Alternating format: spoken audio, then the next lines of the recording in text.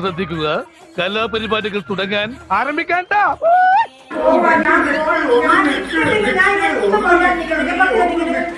ഓരോന്നിനും അതിൻ്റെതായ സമയമുണ്ട് മോനെ.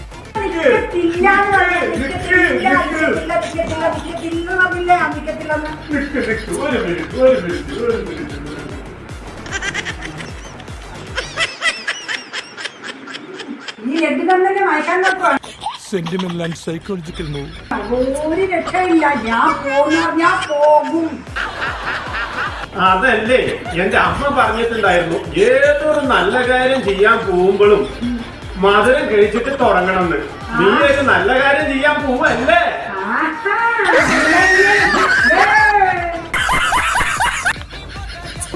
നിങ്ങളുടെ അമ്മയും കൂടെ അങ്ങനത്തെ തൂക്കണ്ട.